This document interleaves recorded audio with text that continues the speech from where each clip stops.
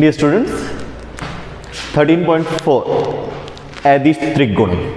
अदिश त्रिगुणन, अदिश त्रिगुणन के हम पहले 4 क्वेश्चन सॉल्व कर चुके थे। अब देखिए क्वेश्चन नंबर 5। आपको पता है यदि 3 सदिश ए सदिश, बी सदिश, सी सदिश समतलीय हो तब उनका अदिश त्रिगुणन क्या होता है? 0 होता है। ये हमने सॉल्व किए थे इससे रिलेटेड क्वेश्चन कि यदि दिए गए 3 सदिश समतलीय हो तो उनका अदिश त्रिगुणन क्या होता है? 0 होता है। अब देखिए क्वेश्चन नंबर 5। क्वेश्चन नंबर 5 में आपको 4 बिंदु दे रखे हैं। 4 बिंदु दे रखे हैं ए, बी, सी और डी, और सिद्ध करना है कि ये चारों बिंदु समतलीय हैं। तो कैसे सिद्ध करें कि दिए गए 4 बिंदु जो है वो समतलीय हैं? कैसे सिद्ध करें कि दिए गए चारों बिंदु समतलीय हैं? जैसे आपको 4 बिंदु दे रखे हैं ए, बी, सी व डी। ए, बी, सी और डी, ठीक है। ए के निर्देशांक जो है वो दे रखे हैं -1, 4, -3। बी के निर्देशांक दे रखे हैं 3, 2, -5। सी के निर्देशांक जो है वो आपको दे रखे हैं -3, 8, -5। और डी के निर्देशांक जो है वो आपको दे रखे हैं -3, 2, 1। ये दिए गए 4 बिंदु हैं। सिद्ध कर रहे हैं कि ये चारों बिंदु समतलीय हैं। तो कैसे सिद्ध करें? 4 बिंदु ए, बी, सी व डी कैसे सिद्ध करें कि ये चारों बिंदु समतलीय हैं? तो देखिए हम क्या करते हैं, हमें पता है 3 रेखाएं जिनके सदिश दिए गए हैं वो समतलीय होगी यदि उन तीनों का अदिश त्रिगुणन 0 हो, ठीक है। पर ये तो 4 बिंदु हैं। हम क्या करते हैं, इन 4 बिंदुओं से 3 रेखाएं बना लेते हैं। कोई भी बना लो, A B, A C, A D, B A, B C, B D, B के सापेक्ष या सी के सापेक्ष या डी के सापेक्ष। देखिए हम 3 रेखाएं बनाते हैं, ए बी, ए सी और A D, right. A B रेखा, ए बी सदिश। सबसे पहले ए बी सदिश क्या होगा? बिंदु बी का स्थिति सदिश माइनस बिंदु ए का स्थिति सदिश, position vector of B minus position vector of A. B के स्थिति सदिश में से माइनस कर दिया ए का स्थिति सदिश। यह है ए बी सदिश, रेखा ए बी का सदिश। क्लियर? अब इसी प्रकार रेखा ए सी का सदिश, ए सी सदिश, सी के स्थिति सदिश में से ए का स्थिति सदिश माइनस कर दे, ठीक है। ये ए सी सदिश। इसी प्रकार ए डी सदिश, बिंदु डी के स्थिति सदिश में से बिंदु ए का स्थिति सदिश जो है वो माइनस कर दे, ये ए डी सदिश। आपके पास 3 रेखाएं हैं। अब कौन कौन सी है? ए बी, ए सी और ए डी। 3 रेखाएं ए बी और ए बी, ए सी और ए डी, तीनों के सदिश आपके पास है। और हमें पता है कि यदि 3 सदिशों का अदिश त्रिगुणन 0 है तब वो तीनों समतलीय होंगे। और ये 3 सदिश आपके पास है। आपको सिद्ध करना है कि ये चारों बिंदु समतलीय हैं। यदि ये तीनों रेखाएं समतलीय होंगी तब ये 4 बिंदु भी क्या होंगे? इसी तल में होंगे, मतलब समतलीय होंगे। तो हम क्या करते हैं, ए बी, ए सी और ए डी को सिद्ध करते हैं कि ए बी, ए सी और ए डी समतलीय हैं, ठीक है। और 3 सदिशों को समतलीय कैसे सिद्ध करते हैं वो हमें पता है, उनका अदिश त्रिगुणन ज्ञात करते हैं। तो देखिए ए बी सदिश, ए सी सदिश और ए डी सदिश का अदिश त्रिगुणन, ठीक है। प्रसार किया इसका अदिश त्रिगुणन हमने ज्ञात किया। इसका अदिश त्रिगुणन आपको मिला कितना? 0। इसका अर्थ ए बी सदिश, ए सी सदिश और ए डी सदिश समतलीय है, मतलब ए बी, ए सी और ए डी ये एक ही तल में है।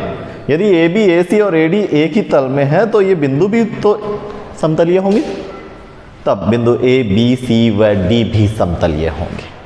क्लियर? 3 रेखाएं, 3 सदिश दे रखे, उन्हें समतलीय सिद्ध करना हो तो उनका अदिश त्रिगुणन ज्ञात करिए। अगर वो 0 है तब वो तीनों सदिश क्या होंगे? समतलीय होंगे।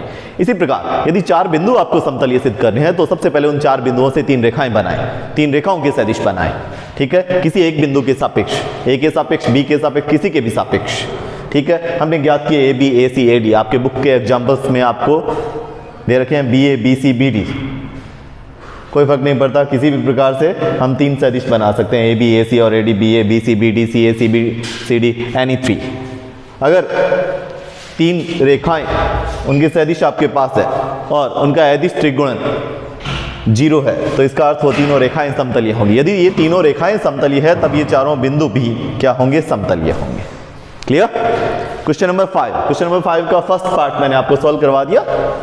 सेकंड पार्ट सॉल्व योरसेल्फ, अपने आप सॉल्व करें आप। अब देखिए क्वेश्चन नंबर 6। क्वेश्चन नंबर 6 मैं करवाऊंगा नहीं, बिकॉज क्वेश्चन नंबर 6 3 सदिश दे रखे हैं और क्वेश्चन है कि क्या ये एक समकोण त्रिभुज की भुजाएं हैं, तो ये हम पहले ही सॉल्व कर चुके हैं। 3 सदिश दे रखे हैं और सिद्ध कर रहे हैं कि ये समकोण त्रिभुज की भुजाएं हैं क्या। तो कैसे सिद्ध करोगे, कैसे सिद्ध करें कि ये तीनों भुजाएं समकोण त्रिभुज की भुजाएं है या नहीं, कैसे पता लगेगा आपको?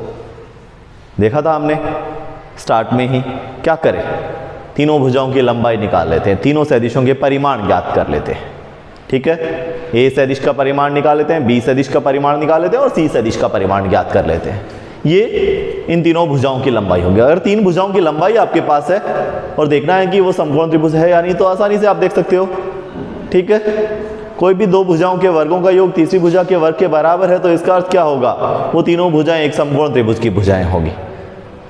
ठीक है, क्वेश्चन नंबर 6 आप सॉल्व करें। क्वेश्चन नंबर 7, समांतर षटफलक का आयतन। एक समांतर षटफलक का आयतन कैसे ज्ञात करें? मैंने आपको बताया था कि ज्यामितीय रूप में यदि ए सदिश, बी सदिश और सी सदिश एक समांतर षटफलक की आसन भुजाओं के सदिश हो, तब ए सदिश, बी सदिश और सी सदिश का अदिश त्रिगुणन उस समांतर षटफलक के आयतन को रिप्रेजेंट करता है, उनके आयतन को दर्शाता है। ठीक है, तो आपको क्वेश्चन नंबर 6, ये क्वेश्चन नंबर 7, क्वेश्चन नंबर 7 में दिया हुआ है आपको क्या, एक समांतर षटफलक की एजेज, उसकी भुजाएं, उसकी कोण दे रखी है आपको, उनके सदिश है ए सदिश, बी सदिश और सी सदिश।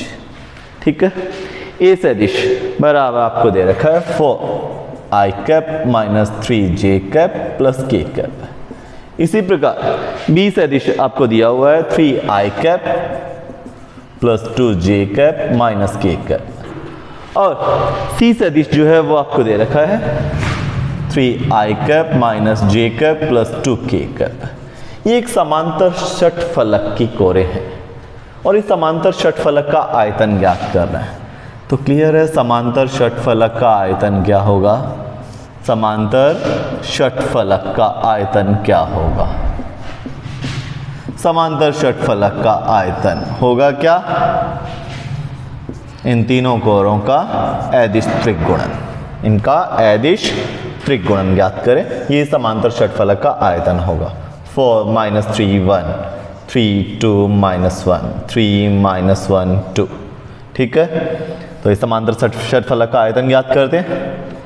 4 गुणा में 4 - 1 माइनस माइनस प्लस 3, 6 + 3 + 1 -3 -6, 4 × 3 12, 9 × 3 27 -9 30। ये समांतर षटफलक का क्या है, आयतन है। एक समांतर षटफलक यदि ए सदिश, बी सदिश, सी सदिश एक समांतर षटफलक की कोरों को रिप्रेजेंट कर रहे हैं, तब इनका अदिश त्रिगुणन उस समांतर षटफलक के आयतन को दर्शाता है। ठीक है, तो ये हमारी 13.4 है, कंप्लीट हो जाती है। 13.4 के क्वेश्चन मैंने आपको करवा दिए और 13.4 के कुछ उदाहरण बहुत अच्छे हैं, एग्जाम्पल्स बहुत अच्छे हैं। आगे वाले वीडियो में मैं आपको 13.4 के उदाहरण हैं वो सॉल्व करवाऊंगा। ध्यान रखिए, वीडियोस रेगुलर देखें, पॉइंट टू पॉइंट अपने चल रहे हैं बोर्ड बुक के अकॉर्डिंग।